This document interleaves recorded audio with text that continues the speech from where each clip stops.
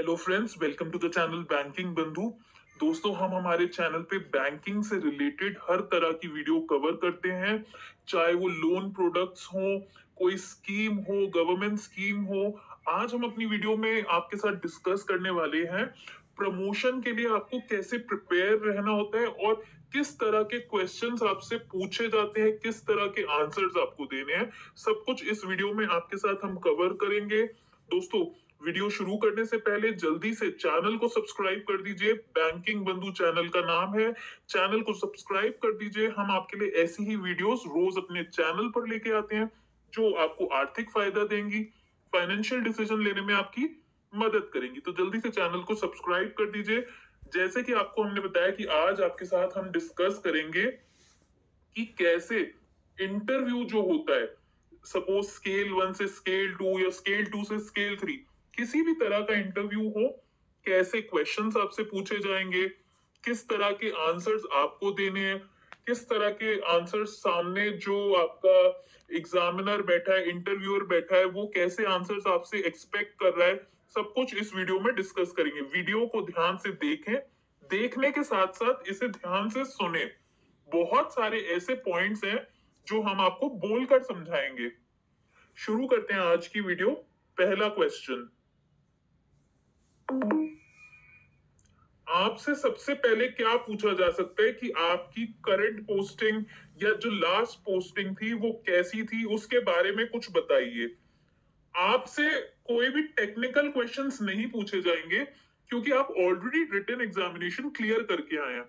तो रिटन में ये क्लियर हो गया है कि आप इतने केपेबल हैं कि आप नेक्स्ट लेवल पे पहुंच सके। तो आपसे कोई भी टेक्निकल क्वेश्चंस नहीं पूछे जाते, आपसे आपका एक्सपीरियंस पूछा जाएगा।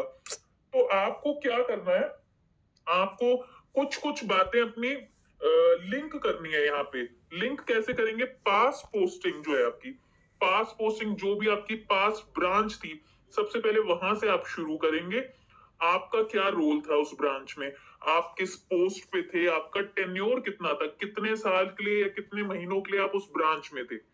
फिर बात करेंगे आप प्रेजेंट पोस्टिंग, अभी आप कौन सी ब्रांच में हैं, ब्रांच जो है अपग्रेड हुई है या नहीं, आपका जो ब्रांच की फंक्शनिंग है उसमें आपका क्या रोल है, आप क्या देखते हैं। आप एनपीए देखते हैं, एडमिनिस्ट्रेटिव ऑफिस में है, डिपॉजिट देखते हैं, एडवांसेस देखते हैं। थोड़ा थोड़ा आपको उसके बारे में बताना है, डिस्कस करना है। आपका क्या कंट्रीब्यूशन है ब्रांच में। कंट्रीब्यूशन का मतलब है जो डेली काम है उससे हटके आपने ब्रांच के लिए क्या किया है, बैंक के लिए क्या किया है। आपके अचीवमेंट्स, अचीवमेंट्स यहाँ पे जैसे थर्ड पार्टी प्रोडक्ट्स जो होते हैं, इंश्योरेंस या म्यूचुअल फंड, ऐसे जो थर्ड पार्टी प्रोडक्ट्स हैं, कितने आपने उसमें बिजनेस दिया है बैंक को। एसएमई में आपने क्या किया है, एसएमई काफी वास्ट एरिया है, बड़े अकाउंट्स होते हैं, तो एसएमई में आपने क्या किया है। रिटेल का कंट्रीब्यूशन क्या है, आपने कितने loan, home loan, car loan, personal loan, ये रिटेल में काउंट होते हैं। कासा कंट्रीब्यूशन, ब्रांच का कितना बिजनेस आपने बढ़ाया है, कितना डिपॉजिट आप लेके आए हैं, आपका कंट्रीब्यूशन कितना है उसमें। डिजिटल प्रोडक्ट्स को कितना प्रमोट किया है, डिजिटल प्रोडक्ट्स जैसे बैंक की ऐप हो या फिर जो इंटरनेट बैंकिंग के प्रोडक्ट्स हैं, भीम, यूपीआई, इनको आपने डिजिटल प्रोडक्ट्स को, जो बैंक के डिजिटल प्रोडक्ट्स हैं, इनको कितना प्रमोट किया है। अगर बैंक ऑफ इंडिया आपकी पहली जॉब है या जिस भी बैंक में अगर वो आपकी पहली जॉब है, इससे पहले कुछ भी नहीं था आपका, तो आप सीधा प्रेजेंट और पास्ट पोस्टिंग बताएंगे। अदरवाइज आप थोड़ा सा डिस्कशन अपनी पास्ट जॉब को लेके भी बता सकते हैं, 2 लाइनें, अगर आपने उसमें कुछ अच्छा किया है। सेकंड क्वेश्चन क्या पुटअप हो सकता है? सेकंड क्वेश्चन ये पुटअप हो सकता है कि बैंक के जो रिजल्ट्स निकले हैं, results in the sense bank yearly अपना रिजल्ट निकालता है कि बैंक की क्या पोजीशन है, बैंक को कितना प्रॉफिट हुआ, कितना लॉस हुआ, कितने एडवांसेस हैं बैंक में, कितना डिपॉजिट है, ये सब बैंक अपना रिजल्ट पब्लिश करता है। तो उसमें आपकी क्या राय है जो बैंक ने पब्लिश किया है? सबसे पहली बात तो आप जिस भी बैंक में हैं, आपको उस लेवल के बैंक से ही कंपैरिजन करना है। ये नहीं कि आप किसी छोटे बैंक में हैं और उसके रिजल्ट को आप किसी बहुत बड़े बैंक से कंपेयर करने लग जाए। नहीं, आपको अपने लेवल के जो बैंक्स हैं उनको ध्यान में रख के, बैंक के साइज को ध्यान में रख के, फिर कंपैरिजन करके रिजल्ट्स पे अपनी राय देनी है। ध्यान रखिए कभी भी कंक्लूजन्स नहीं देने चाहिए आपको, सिर्फ डिस्कशन करना है। किसी भी अल्टीमेट आंसर पे आपको नहीं आना चाहिए। आपको जो बैंक का बिजनेस मिक्स है वो पता होना चाहिए, यानी किस टाइप के बिजनेस में बैंक आगे है, किसमें बैंक को आगे आना चाहिए। रफ एस्टिमेट होना चाहिए आपको कि आपके बैंक की कितनी ब्रांचेस हैं, कहाँ पे हैं, कितने एटीएम्स हैं, डिजिटल इनिशिएटिव्स क्या क्या चल रहे हैं आपके बैंक में, कौन सा प्रोडक्ट लॉन्च होने वाला है, कौन सी ऐप जो है लॉन्च होने वाली है, बैंक की रैंकिंग क्या है, शेयर प्राइस। हर बैंक के शेयर होते हैं, जो शेयर ट्रेडिंग होती है वहां पे बैंक के शेयर होते हैं। तो उसका रफ आइडिया आपको होना चाहिए कि आपके बैंक का जो शेयर है उसका प्राइस कितना है। मर्जर के बाद स्टेटस क्या है आपके बैंक का, अगर मर्जर में आपका बैंक मर्ज हुआ है या आपके बैंक में कोई दूसरा बैंक मर्ज हुआ है, उसके बाद का स्टेटस, फ्यूचर में क्या होगा क्या नहीं होगा, ये सब आपको डिस्कस करना है। जैसे कि हमने आपको बताया, कंक्लूजन्स नहीं देने आपने, आपको सिर्फ डिस्कस करना है। नेक्स्ट आपसे क्या पूछा जा सकता है, how do you find our products in comparison to other bank. जैसे car loan, home loan, personal loan, बहुत सारे प्रोडक्ट्स होते हैं। तो आपको अपने बैंक के प्रोडक्ट्स किस तरह से अच्छे लगते हैं या किस तरह से उनको इम्प्रूवमेंट की जरूरत है बाकी बैंक्स की कंपैरिजन में। आपका आंसर क्या हो सकता है?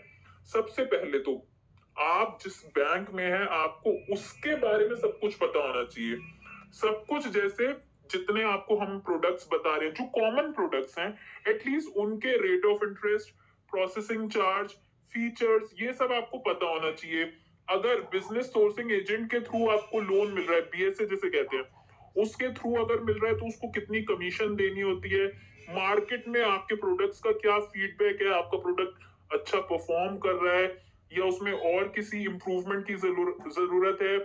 डीलर, जो कार के डीलर होते हैं, उनके क्या इंसेंटिव जाते हैं, उनका क्या रिस्पॉन्स है, क्या वो इंसेंटिव कम है बाकी बैंक के कंपैरिजन में, ये सब चीजें आपको पता होनी चाहिए।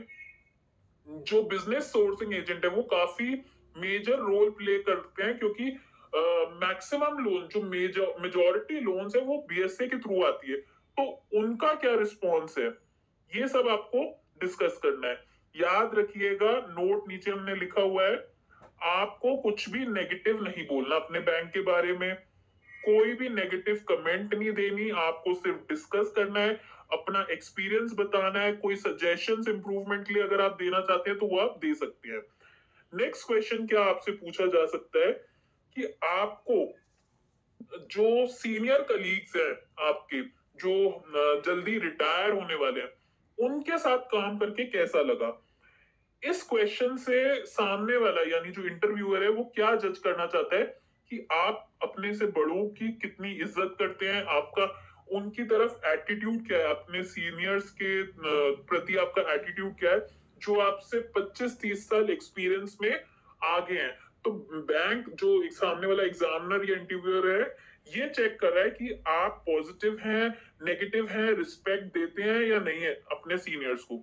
सबसे पहले आपको क्या करना है, जो इन लोगों का, सीनियर स्टाफ का कंट्रीब्यूशन है, उसको एक्नॉलेज करना है, थैंकफुल होना है उसके लिए। पर्टिकुलरली अपने ब्रांच के जो सीनियर स्टाफ है आप उनका नाम ले सकते हैं। भूलिएगा मत, जो सब स्टाफ है, सीनियर सब स्टाफ, उनका नाम भी जरूर लीजिएगा, उनका नाम लीजिए। रिसेंट ब्रांचेस में जो आपकी पहली ब्रांचेस रही हैं उनमें जो स्टाफ थे उनके कंट्रीब्यूशन को बताइए, उनसे आपने क्या सीखा। ऐसा तो नहीं हो सकता कि आपने कुछ नहीं सीखा हो, आपने उन लोगों से क्या सीखा, उनके वर्किंग स्टाइल से क्या सीखा, ये सब आपको बताना है। अगेन, आपको कुछ भी नेगेटिव नहीं बोलना है और कंक्लूड भी नहीं करना है, सिर्फ डिस्कस करना है। नेक्स्ट आपसे क्या पूछा जा सकता है, रीसेंट डेवलपमेंट जो न्यूज में है वो है प्राइवेटाइजेशन की, कुछ बैंकों की, जो पब्लिक सेक्टर बैंक हैं उनकी प्राइवेटाइजेशन कर दी जाएगी। आप इस पॉइंट को कैसे लेते हैं? तो पहले तो अपने पास फैक्ट्स रखिए कि गवर्नमेंट क्या सोच रही है, गवर्नमेंट को कितने पैसों की जरूरत है, बैंकों से क्या एक्सपेक्ट कर रही है, बैंक आपका कहाँ पे है, उसका प्रॉफिट कितना है, कितना लॉस में है, एनपीए कितना है बैंक का। तो ये सब कुछ रियल फैक्ट्स जो है, रियल टाइम फैक्ट्स, ये आप टिप्स पे रखिए। सामने वाले को आपने क्या क्या बताना है। सबसे पहले तो जो रिसेंटली प्राइवेट बैंक्स इस्टेब्लिश हुए हैं उनकी आप सक्सेस स्टोरी बता सकते हैं, कंट्रीब्यूशन जो पब्लिक सेक्टर बैंक है दोस्तों, आप उनका कंट्रीब्यूशन बता सकते हैं किस चीज में, फाइनेंशियल इंक्लूजन में। किसी भी गांव देहात में प्राइवेट बैंक्स की ब्रांचेस नहीं होती हैं, सरकारी बैंक या पीएसबी जो पब्लिक सेक्टर बैंक है उन्हीं की ब्रांचेस होती हैं। तो आपको वो चीज बतानी है। रोल बताना है पीएसबी का गवर्नमेंट स्पॉन्सर्ड स्कीम्स में, जैसे जो जन धन योजना है या और भी बहुत सारी गवर्नमेंट स्कीम्स हैं जो सिर्फ पीएसबी के थ्रू ही इंप्लीमेंट की जाती हैं। सरकारी बैंकों के थ्रू ही ये स्कीम्स जो है वो पब्लिक तक पहुंचाई जाती है, प्राइवेट बैंक्स में नहीं होता। तो आपको ये चीज हाईलाइट करनी है। जैसे आपको पता होगा मुद्रा योजना जो है, PSB loans in 59 minutes, PSB 59, ये सारी कुछ स्कीम्स हैं जो जो पब्लिक सेक्टर बैंक्स हैं वो ही ऑफर करते हैं। तो आपको ये चीजें थोड़ी सी हाईलाइट करनी है। आपको एडवांटेजेस और डिसएडवांटेजेस दोनों डिस्कस करने हैं प्राइवेटाइजेशन के। कंक्लूजन नहीं देने हैं अपनी तरफ से, सिर्फ डिस्कस करना है। नेक्स्ट क्वेश्चन क्या हो सकता है आपके लिए, डिजिटलाइजेशन का रोल क्या है बैंकिंग में। तो आपको सबसे पहले डिस्कस करना है, अभी कोविड वाला टाइम जो चल रहा है, कोविड के टाइम पे जैसे कि हम लोगों को सजेस्ट कर रहे हैं कि सारे काम आप घर बैठे कर सकते हैं डिजिटल मीडियम के थ्रू। आपके पास इंटरनेट बैंकिंग है, बहुत सारी दूसरी एप्लीकेशंस हैं, मोबाइल एप्स हैं, सब कुछ इंटरनेट बैंकिंग के थ्रू मोबाइल पे आप घर बैठे कर सकते हैं। आपके पास डोर स्टेप बैंकिंग का भी ऑप्शन है। तो आप डिजिटलाइजेशन में ये वाले कुछ पॉइंट्स जो हैं उन्हें हाईलाइट कर सकते हैं कि कोविड में कैसे हुआ, या फिर उससे पीछे जाए तो नोटबंदी के टाइम पे जब डिमोनेटाइजेशन हुआ था, उन चीजों को आप डिस्कस कर सकते हैं। ये जो गूगल पे है, पेटीएम, फोन पे, जैसे कि हमने आपको बताया काफी सारे डिजिटल मीडियम है जो इजीली यूज भी हो जाते हैं, कस्टमर फ्रेंडली है, यूजर फ्रेंडली है, और प्लस डिजिटल वर्ल्ड को आगे बढ़ा रहे हैं, आपका टाइम सेव कर रहे हैं। Transaction increases in the business of bank, क्योंकि घर बैठे लोग तुरंत कर रहे हैं इसलिए ट्रांजेक्शन्स भी ज्यादा होते हैं। कई बार बैंक आने के आलस में ट्रांजेक्शन्स नहीं होते हैं, तो घर बैठे लोग डिजिटल मीडियम के थ्रू ज्यादा ट्रांजेक्शन्स करते हैं। पीओएस मशीन, जो स्वाइप मशीन हैं, स्कैनर पेमेंट, स्कैन करके जो पेमेंट होते हैं, कार्ड पेमेंट, वो सब उनके जो नंबर ऑफ ट्रांजेक्शन्स हैं वो बढ़ गए हैं, वॉल्यूम ऑफ ट्रांजेक्शन्स बढ़ गया है। तो ये क्या है, डिजिटलाइजेशन का ही असर है जो दिख रहा है आजकल हमको। अगेन कंक्लूजन्स नहीं देने, प्रोज एंड कॉन्स आपको डिस्कस करने हैं, अपनी राय कोई नहीं रखनी कि ऐसा होगा तो ऐसा हो जाएगा, ये नहीं, सिर्फ आपको डिस्कस करना है normal. Next, do you find the role of your branch manager या चीफ मैनेजर चैलेंजिंग। आपका जो भी ब्रांच हेड है या आपसे जो भी ऊपर है उसका रोल, क्या आपको उसका रोल चैलेंजिंग लगता है। आपको एक उसकी पॉजिटिव चीज और एक नेगेटिव चीज बतानी है। आपको ये ध्यान रखना है कि आपने अपने सीनियर्स के बारे में क्या बोला। अभी कुछ ही देर पहले एक क्वेश्चन आया था कि आपने अपने सीनियर्स से या जो स्टाफ रिटायर होने वाले हैं उनसे क्या सीखा, उनकी तरफ आपका कैसा एटीट्यूड है, ये चेक करने के लिए। तो वही पॉइंट्स आपको इसमें भी आपको ध्यान रखने हैं कि आपने पहले क्या बोला था। आपको अपने मैनेजर की रिस्पेक्ट करनी है, उसको ध्यान में रखते हुए चीजें डिस्कस करनी है। चाहे आपका मैनेजर या आपका सीनियर या जो भी आपसे ऊपर है वो कैसा भी हो, आपको मैनेजर की रिस्पेक्ट रखते हुए कि उसके ऊपर कितने प्रेशर होते हैं, प्रेशर में काम किया जाता है, उसकी प्रेशर हैंडलिंग कैपेसिटी को डिस्कस करना है। कस्टमर के साथ, बाकी लोगों के साथ उसकी लाइजनिंग कितनी अच्छी है वो डिस्कस करना है। कम्युनिकेशन स्किल्स अच्छे हैं, ऊपर हायर ऑफिसर्स से जो उसकी लाइजनिंग या कम्युनिकेशन रहती है वो कैसी है, ये सब आपको डिस्कस करना है। पॉजिटिव में आप क्या क्या डिस्कस कर सकते हैं, बिजनेस जनरेटिंग स्किल, यानी कुछ लोगों की कम्युनिकेशन ही इतनी अच्छी होती है कि बातों बातों में बिजनेस ग्रैब कर लेते हैं, ये चीज आप पॉजिटिव में रख सकते हैं। कस्टमर बेस, कई बार लोगों का कस्टमर बेस होता है, जैसे आपसे कितने कस्टमर्स जुड़े हुए हैं सिर्फ आपके टर्म्स के ऊपर, तो वो चीज आप कवर कर सकते हैं। सिचुएशन बेस्ड, डिसीजंस, जैसे कभी बहुत ज्यादा प्रेशर आ गया तो कैसे आपको डिसीजन लेना है, ये सब आप पॉजिटिव्स में डिस्कस कर सकते हैं। नेगेटिव कोशिश कीजिए आप नेगेटिव कुछ ना बोलें, लेकिन क्योंकि यहाँ कंपल्शन है कि आपको एक पॉजिटिव एक नेगेटिव बताना ही बताना है, तो नेगेटिव में आप ये कर सकते हैं कि ओवर ऑप्टिमिस्टिक है, यानी जितना टारगेट है टारगेट से ज्यादा लेके आ जाते हैं कि इतना करना ही करना है। He is over optimistic and opens many fronts at a time. जितना आपके नीचे वाले झेल नहीं सकते उससे कहीं ज्यादा लोड आप लेकर आ जाते हैं, तो वो चीज भी ठीक नहीं है। नेक्स्ट क्वेश्चन जो पुट अप हो सकता है वो क्या है कि क्या हम आपको as a branch manager recommend कर दें। दोस्तों, आपको ये बात पता होनी चाहिए कि जो सामने बैठा बंदा आपका इंटरव्यू ले रहा है उसके पास कोई राइट नहीं है कि वो आपको किस पोस्ट पे भेजे, आपको ब्रांच मैनेजर बनाए या किसी और पोस्ट पे डाले। तो ये बात आपको याद रखनी है। प्लस आपको ये बात भी याद रखनी है कि सामने वाला चेक करना चाह रहा है कि आप में लीडरशिप क्वालिटीज हैं या नहीं, आप एक लीडर हैं या आप एक फॉलोअर हैं।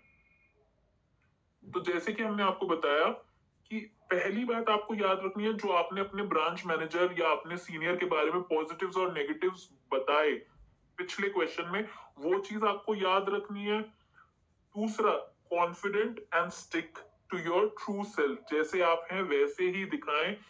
जैसे कि हमने आपको बताया कि इंटरव्यूअर के पास कोई भी राइट्स नहीं है, कोई भी अथॉरिटी नहीं है कि वो आपको किसी भी पोस्ट पे भेज सके, लेकिन आपका आंसर जो है वो आपके मार्क्स डिसाइड करेगा कि आपको कितने मार्क्स मिल रहे हैं। नेक्स्ट है, आपसे अगर कहा जाता है कि अभी जिस जोन में आप पोस्टेड हैं उस जोन में हमारे पास वैकेंसी नहीं है, तो are you comfortable going anywhere else if you post you somewhere else. अगर आपको कहीं और पोस्ट कर दिया जाए, क्या आप मोबाइल हैं, आप एक जगह से दूसरी जगह।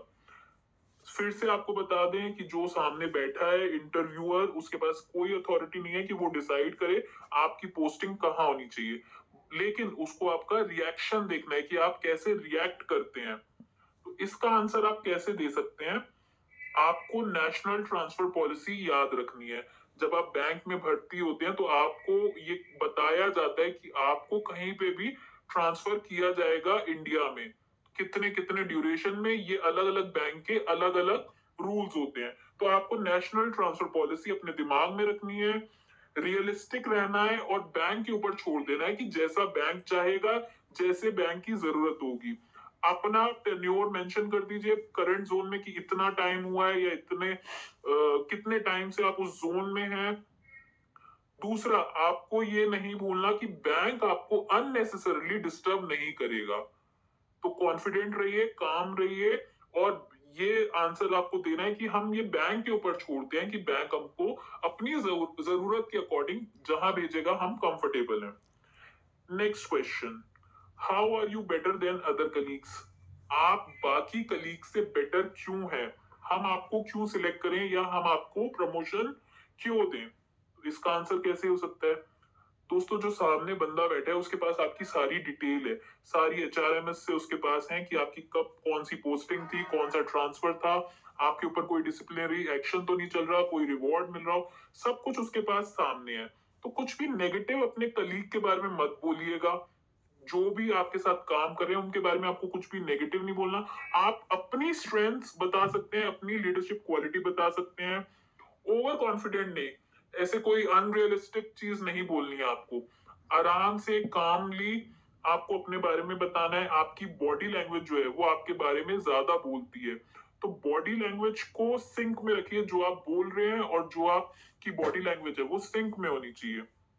वहां पे एक साइकोलॉजिस्ट भी होता है जो आपकी साइकोलॉजी देख रहा होता है, आपकी जो भी बॉडी एक्शंस है उनसे जज कर रहा होता है कि आप बोल क्या रहे हैं और अंदर क्या चल रहा है। ऑल्सो कुछ इंपॉर्टेंट पॉइंट्स, आपका वर्चुअल इंटरव्यू भी हो सकता है, जैसे कि आजकल का माहौल चल रहा है, तो ऑनलाइन जो टीम्स पे या जूम मीटिंग पे जैसे भी आपका वर्चुअल इंटरव्यू भी हो सकता है, उसके लिए भी आपको रेडी रहना है। Dress suitably, formally dressed up, well shaved, well combed, punctual, जो आपको टाइम दिया है उससे 15 मिनट पहले ही जाके बैठ जाइए वहां पे। आपको अपने ब्रांच का जो डेटा है उससे थरो होना है। ब्रांच की कितना डिपॉजिट है, कितना एडवांस है, कितना एनपीए है, ब्रांच में कितने जो है वो अच्छे अकाउंट्स हैं जो हाई वैल्यू कस्टमर्स होते हैं, कासा कितना है, रिटेल में कितना क्या चल रहा है आपका, रिसेंटली लॉन्च डिजिटल इनिशिएटिव क्या लिया है बैंक ने या गवर्नमेंट ने, कौन सी स्कीम्स निकालनी है, कौन सी एप्स चल रही हैं, प्राइवेटाइजेशन के बारे में फैक्ट्स होने चाहिए। ये सब जो है ये रीसेंट आजकल चल रहा है, तो इन सब के बारे में अपडेटेड रहिए। और भी अगर आपके मन में कोई क्वेश्चन आता है तो आप नीचे कमेंट सेक्शन में हमसे पूछिए, हम कोशिश करेंगे कि अच्छे से अच्छा आंसर आपको दिया जाए। उम्मीद करते हैं आपका सिलेक्शन हो, आपका प्रमोशन हो। चैनल को सब्सक्राइब करना मत भूलिएगा। आपका दिन शुभ हो। धन्यवाद।